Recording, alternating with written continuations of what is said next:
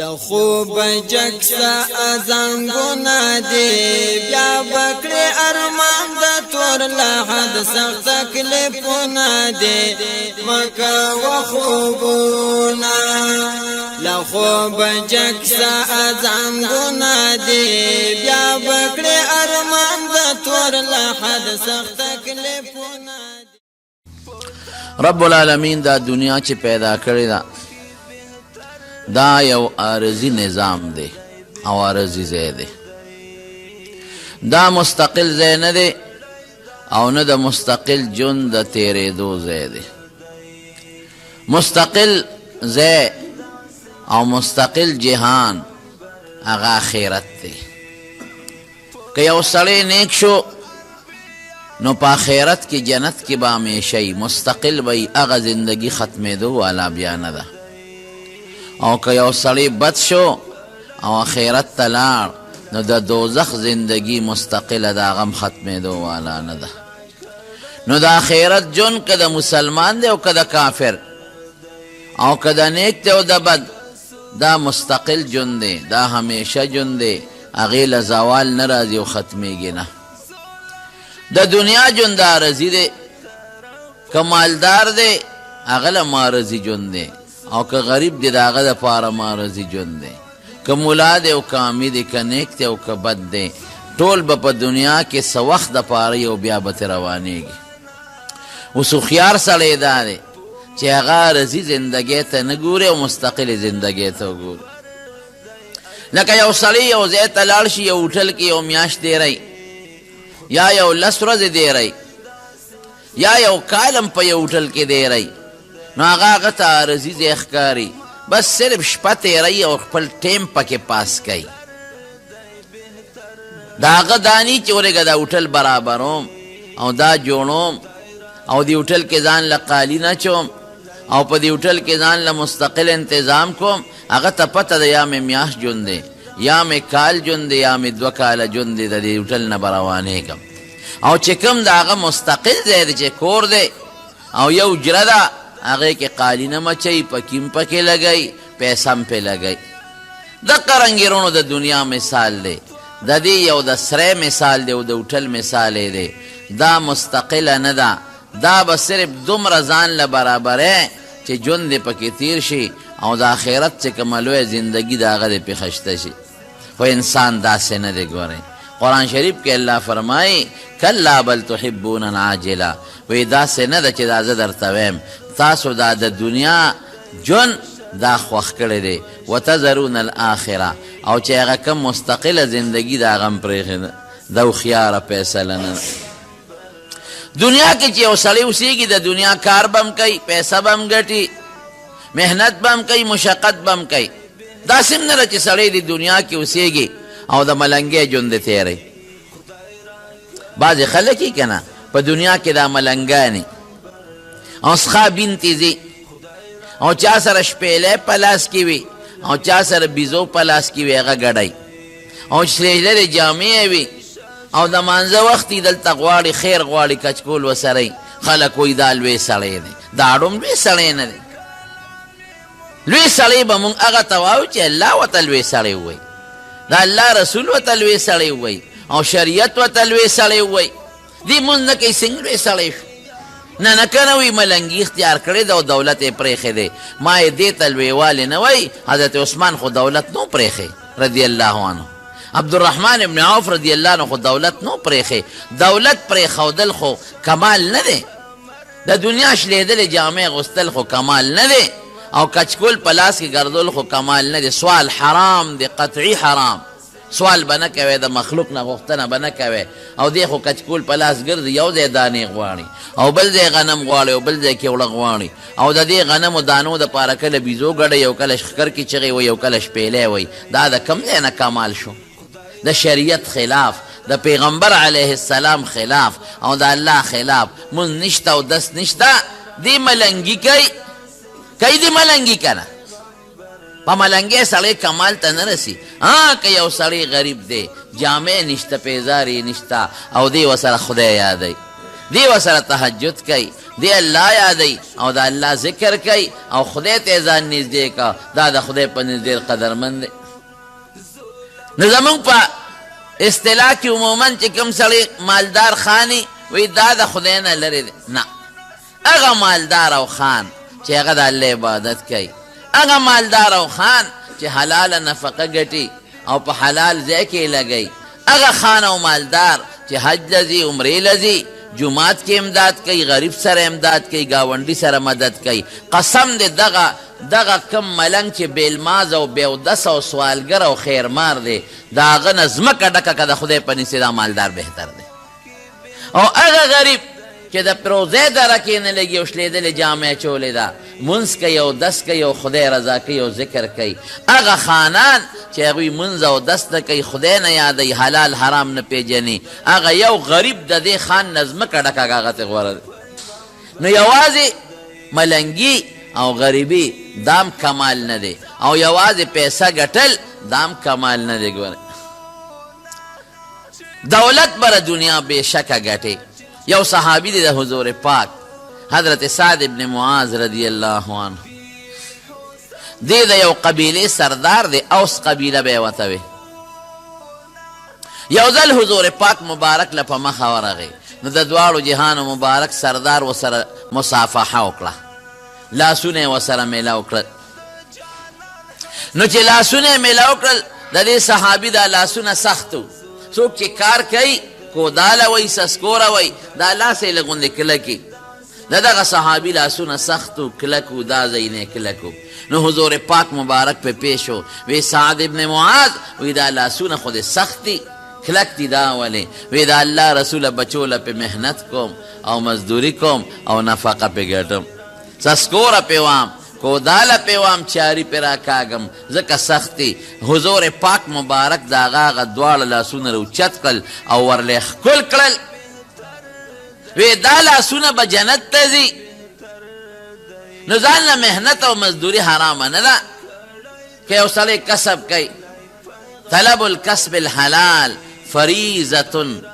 طلب کسب الحلال، نبی کریم صلی الله علیه وسلم فرمائے طلب کسب الحلال، د حلال رزق طلب کول، فریضة بعد الفریضه، دا دویم نمبر فرض دی. ولی چې حلال رزقونه ګټې ځان له او بچو له، روجه به څنګه ونیسې، وجود به دې کمزوري، او بچي به دې مونځ څنګه کوي، او ته به مونځ څنګه کوې، او ته به غریب سره مدد څنګه وکړې، او حج له به څنګه لاړ شې، او زکات به څنګه ورکې، او صدقه به څنګه ورکې، او جماعت به څنګه جوړ کړې، او د ګاونډي مدد به څنګه وکړې. دا خواله کېږي چې سړي سره پیسه او دولت یې والا. نو د مارونو مال ګټل دا نه ګناه ده او نه جرم دی. عبدالرحمن ابن عوف رضی الله عنه په صحابو کې مالدار او حضور پاک تم پته ده چې مالدار دی. چې کله وفات شو څومره مالدارو، چې کله وفات شو نو د هغه مال تقسیمېده. نو څلور بیبیانې وې. نو یوه بیبي یې وی زه په میراث کې پوره حصه نه غواړم، ما له په دې نغد مال کې لږ غوندې شی راکې، نغد مال کې پوټې راکې، پوره نه په آسونو کې غواړم، او نه په ګډو چیلو کې غواړم، او نه په اوښانو کې غواړم، او نه په کورونو او په ځمکو او په باغونو او په جایداد کې غواړم، په نغد مال کې پوټې غوندې شی راکې، نور مې حاجت نشته. نو 80,000 اشرفې وله ورکړې، بلکې یو ځای کې 4.5 راځي. 80,000 اشرفې، یو اشرفې نن سبا د بلو پیسو د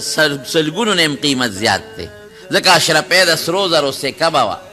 نو د دې نه کروڑونه روپۍ جوړېږي، کروڑونه. دی د ښځې پوره حصه نه ده، پوره حصه چې د سړي 4 ښځې نو د یوې پکې 22 حصه کېږي، حصه 22 کېده. نو که دی 22 حصه نو ټول مال یې څونه شو؟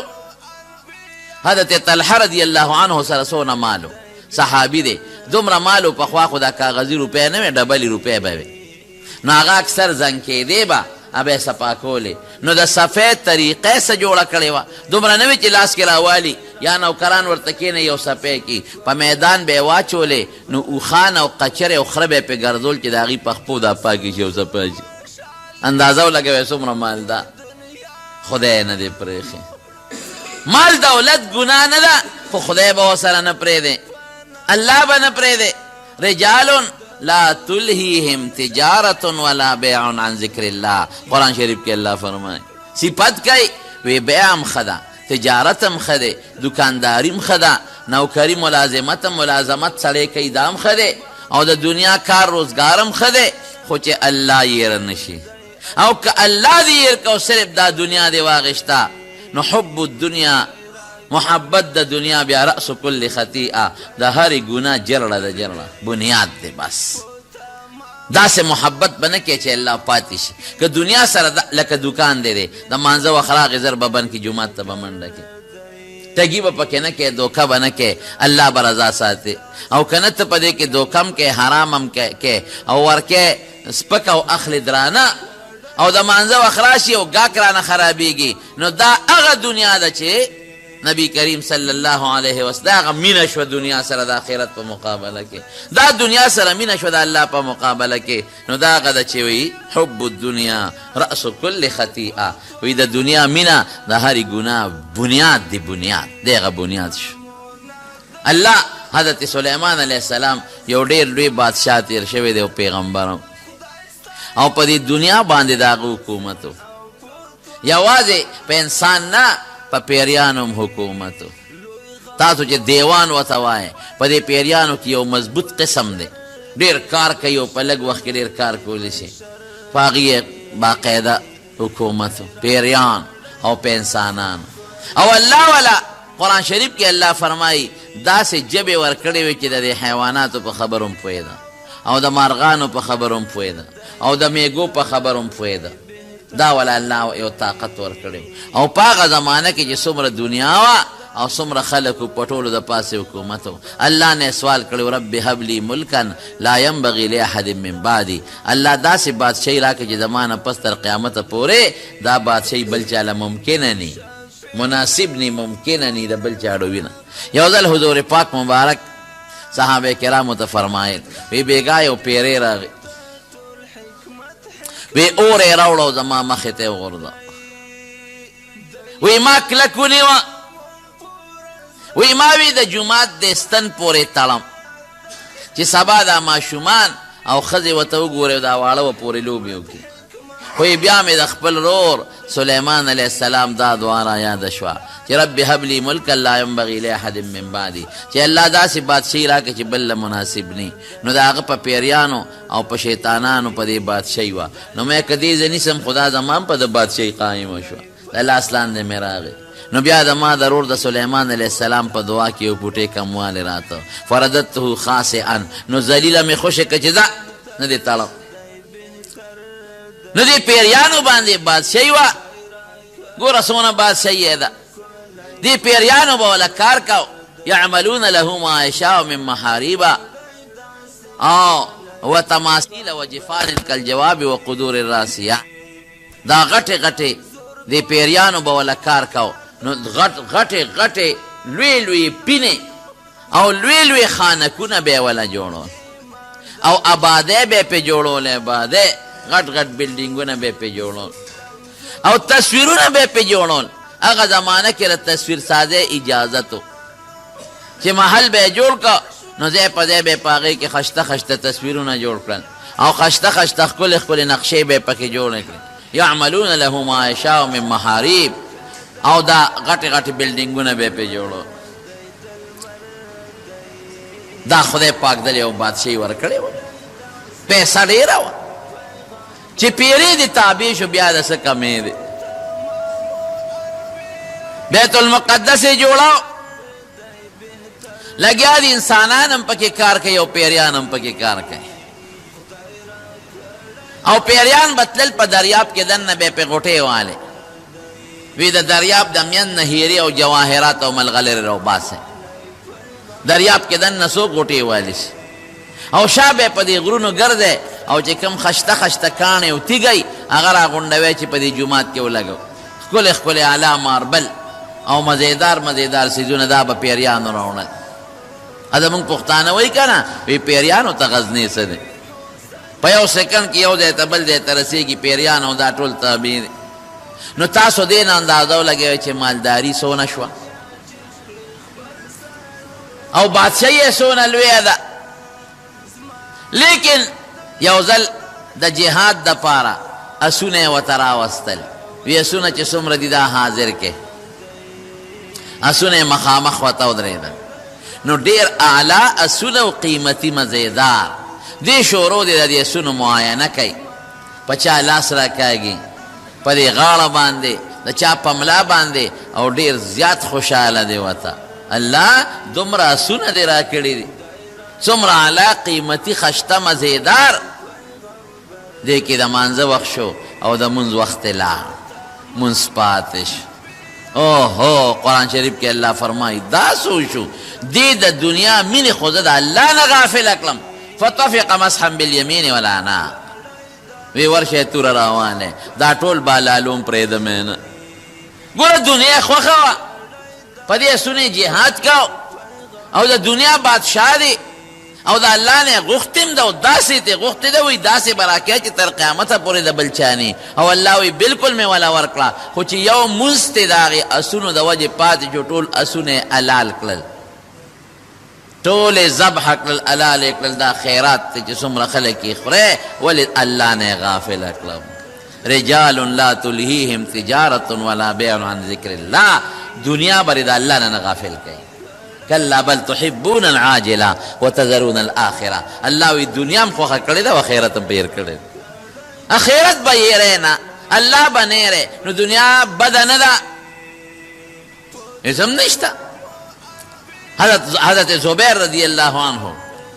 د حضور پاک د ترور زوی دی، ډېر لوی صحابي دی، او نبی کریم صلی الله علیه وسلم فرمایي لکل نبی،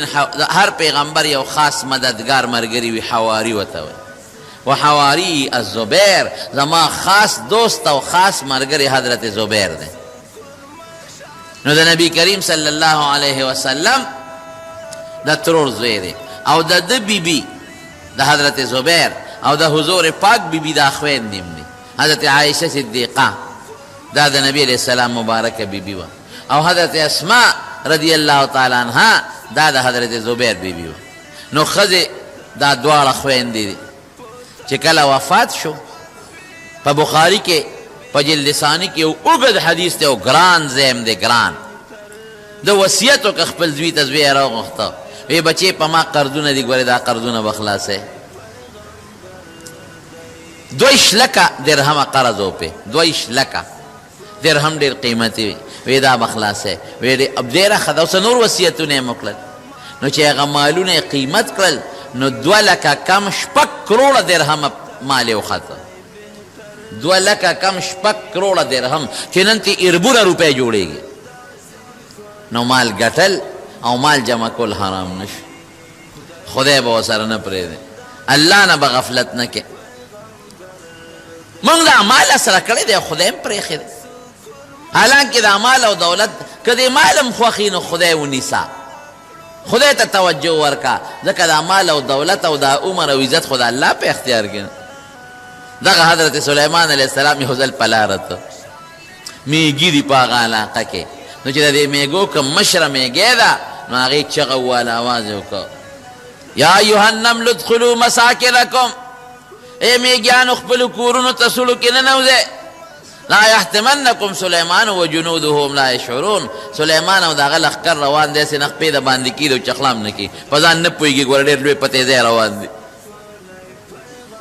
فتبسم ضاحکا من قولها، چې کله سلیمان علیه السلام اخو د میږو په اواز پوهېده او په خبرو یې پوهېده، اواز یې واورېده، نو ویې خندل، مسکې شو، ویې خندل، مسکې شو. میږی له ورغی، وی یو خبره درته کوم، وی څومره خوراک خورئ،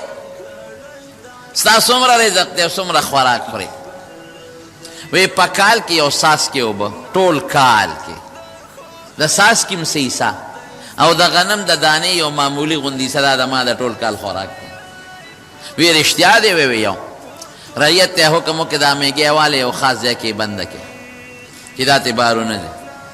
او دغسې یو دانه یوه نیمه خوراک هم ورته کېدی او یو څاڅکې اوبه هم ورته کېدی. یو کال چې تیر شو، هغه اوبه هم اقسې پاتې وې، لږې شان کمی شوی وي او هغه د غنم دانه هم هغسې د نیمې نه زیاته پاتې وه لږه یې خوړلې وه نو میږی ځان ته حاضره کړه وی ټیک دي ویلي دي رښتیا دي ویلي دي دغه د خوراک دی وی وغواړه څه غواړه چې دله درکړم ستا چې څه خوښي مانه وغواړه چې درکړم وی چې زه څه غواړم نشي راکولی چې زه څه غواړم نشي راکولی وی زه در کوم څه کومه میوه دې پکار ده او کم خوراک دې پکار دی وی ښه یو شی ده نه غواړم تکله شه راکرانه وی څه دی وی زد دی عمرا و رزقا وی عمر هم راله زیات که روزي هم راله زیاته که دا دوه څیزونه نه غواړم زما چې کوم عمر یې دا راله زیات که وی دا خو مې په وس کې نه دی او چې زه څونه روزي خورم داسې طاقت راکه اوس یو غنم په کال کې خورم چې بیا دوه خورم درې خورم څلور خورم اوس د یو ساس کې یو سس ټول کال کې خسکم نو چې بیا یو چاټی اسکم وی دا خو مې په وس کې نه وجود کې دله تبدیلی نه شم راوستی وی هسې وی چې وغواړه چې درکم یو ځلې الله ته سوال وکړه الله ډېر لوی مال او دولت ته راکړی دی زه ستا دې ټول مخلوق له ډوډۍ کوم نشي کوم نه ما څه خو الله تا طاقت راکړی دی یو کال دپاره اجازت راوی نشي کولی وی یو میاشت له اجازت راوی نشي ورکولی وی یو هفتې له اجازت راوی نشي ورکولی یوې ورځې له خو راوی بلکل نشي کولی الله درخواست کوم یو ټیم له اجازت راکه زه ورکوم یو وخت له وی ښځه درمې فوراً پیریانو ته انسانانو ته حکم شروع چې د الله نه مې اجازت غوښتې دی او د الله مخلوق له ډوډۍ ورکوم او چې څومره شاړې ځمکې دي دې کې کار کرونده وکړې چې کوم کې غنمي غنم وکرئ او جوار پکې وکرئ مثلا هغه زمانه کې چې د خوراک څه څیزونه ګیاګانې مو کرئ سبزی مو کرئ ټماټر هر شی وکرئ میوې مو کرئ پیریان دیوان لګیا دي او الله تعالی ولا هر شی تابع کړی او هوا تابع وه هوا چې تابع شو وریځ به هم درته را پیدا کوي او باران به هم درته ورېږي هر ټوله دنیا زرغونه شو او د دریاب په غاړه د الله په حکم یو لوی ځای کې د هر څه را جمع کړل پیریان دیوان لګیا دي انسانان هم لګیا دي رشې جوړې شوې رشې هلته حیوانانو لم خوراک ورکوي د هغې ګیاګانې هم را جمع شوې او دا پیریان دیوان په دې غرونو او په دې ځنګلو کې ګرځي او د هغې ځای نه میوې را غونډوي داسې علاقې دي چې هغه هم سم د میوو ډکې دي خو د انسان لاس ورته نه رسي لکه د افریقې او د یورپ دا ځنګلې او د غرونو دا سرونه قسم قسم میوې به یې پکې خو مونږ هغې ته نه رسېدی شو نه ورته انسان رسېدی شي دا پیریان لګیا دي دا هغه ځای نه دا سیوان او مڼې او قسم قسم څیزونه دي راغونډوي او راوړي او دا ګیاګانې م راوړي او دا خوراکونه دي د دریاب په غاړه د دنیا یو لوی ځای دی هغه میدانونه ډک شو هوا تابع د هغه پې د پاسه چلیږي یخه هوا چلیږي چې دا خوراکونه سخانه شي وریځ پې د پاسه ولاړه ده چې نور پې نه لګي چې هر څه جمع کړل او د ده خپل خیال دا دی چې الله خو وایي چې ته یو وخت هم خورا ډوډۍ نشې ورکولی مخلوق له رزق دا ما دومره مال جمع کړه چې دا ټول مخلوق ورته ونښلي په کلونو کې هم نشي خلاصولی میږي دي څونه به تې خوري کبان دي څونه به تې خوري انسانان دي څونه به تې خوري او دا ټول حیوانات را جمع کنو چې ونښلي ورته نو څونه به تې خوري او هغه زمانه کې مخلوق هم دوران ولا چې اوس څونه مخلوق دی په یو خاصه علاقه کې مخلوق اوسېده دومره خور نو الله د مشورې نه بغیر پیغمبر کار نه کوي الله سره مشوره وکړه الله د چا نه شروع کړم وی د دریاب د دې حیواناتو نه مخکې شروع وی دا به څنګه راځي وی ته ول آواز ورکړه زه به آواز دې ټولو ته ور ورسوم او ټول به راشي حضرت سلیمان علیه السلام ول آواز ورکړه ای د دریاب کبانو حیواناتو چې دریاب کې څومره یې ټول زما میلمانه یې د الله په حکم ټول راشه د دریاب په غاړه مې قسم قسم څیزونه درته ښودي دي چې د چا پکې کم شی خوښي خوله راوچته کې واخلې دی چې اواز یې وکړه یو کب راغی او خولې یې راوچته کړه د دریاب یو کب او دا جامې لکه د قینچي په شانتې یو سر یې د رشې په یو طرف کې کېښود او بل یې په بل طرف کې کېښود او چې دواړه یې راغونډې کړې چې څه موجود و ټول یې الواق تیر کړل هر څه ختم اگایا میوه خوراکونه غوښې چې سو ټول په یو جامه کې یو کلب سره ارسه تیر کړل شخوندې پې ونه وه ارسه ختم حق دک سلیمان علیه السلام سره د وزیرانو په تخت شاهي ناست او تماشې ته خوشحاله دی چې مال خو ډېر دی او دا خو په کلونو کې هم نه خلاصېږي او سره د وزیرانو د دې نایبانو شورا ممبرانو د پارلیمنټ دا ټول ورسره ناست دي چې شی ارسه هغه وه او هغه کب او خولې وازه کړه سلیمان علیه السلام ورته ویل اخو تا ارسه ټول خلاص کړل یو الواق سره د ارسه خلاص کړل دا دې څو کړل کب ورته وایي ښه مېلمه ته څوک دا خبرې کوي چې دې نشو راکولی نو دا غوښتم دی ولې مېلمه ته اوس یو مېلمه راولې او ډوډۍ ورته کېدې ډوډۍ خلاصه کړي او ورته وایي ټوله ډوډۍ دې خلاصه کړه او مېلمه وایي زه دې بېعزتۍ لره اوس دی چې دې نشو راکولی نو دا خبرې دې راته ولې کوي مېلمه ته څوک دا خبرې کوي نو خدای ته وګوره مېلمه دا لوبې کوي دونه خوراک مېلمه خوري مېلمه هم څه خو بویه که نه په مکه مکرمه کې د حاجیانو ته ضیوف الرحمن وایي د الله مېلمانه د الله مېلمانه بس دې ځای په ځای بورډونه لګولي چې ضیوف الرحمن د حاجیان چې دا د الله مېلمانه دي نو د حاجیان بعضې چې هلته راشي نخرې مخرې ډېرې کوي بیا دې نشه غوندې شي چې مونږ خو د الله مېلمانه یو دا سر داسې لږ اوچت وړي مونږ خو چې د الله مېلمانه یو نه کولر نه اوبه هم کله توی کي ګیلاس هم بې ځایه وغورځئ مونږ د الله مېلمانه یو نو یو حاجي صاحب هغه کولر نه اوبه راغېښتې اوبه پکې کمې وې د بره نه یې راوړو نو ټول کولر یې په قالین د پاسه په مکه مکرمه کې ورتوی کړ قالین یې مو لړه او ټول میدان هم لون شو خادمانو رامنډې کړې نو هغه یو خادم ورته غوسه کېده چې ټول کولر د زمزم دی نیکبخته واړه او ټول قالین دې مو لړه او ټول ځای دې مو لړه دا دې څه وکړل نو هغه بل خادم هغه یو ته وایي وی مه د الله مېلمه دی غوسه ورته مه کوه د الله مېلمه دی نو زه خوا کې بل کولر ته ناست وم مې ټیک ته دی خو د الله مېلمه دی بېشک د مېلمه خلک لحاظ کوي خو مېلمه به هم د کور به خیال ساتي که نه داسې خو نه ده چې یو مېلمه راغی ورته وایي دا مېلمه دی او مېلمه دله په بیټک کې د پاسه غول کوي په دری نو دا مېلمه به د کور به خیال ساتي او کوربه به د مېلمه خیال ساتي نو دا مېلمه ولې ظلم کوي چې غونډ کولر زمزم یې واړو او د حرم مقدسه ځمکه هغه قالین ټول په اوبو باندې لتال کړ نو مې ټیک ته چې دا مېلمه دی بېشک د مېلمه به سړی قدر او لحاظ کوي خو مېلمه خو به هم درته په بیټک کې په قالین متیازې نه کوي خو به ته په قالین د پاسه لاړې نه تو کې دی به هم خیال ساتي نو د مېلمه په کوربه حق دی او د کوربه په مېلمه حق دی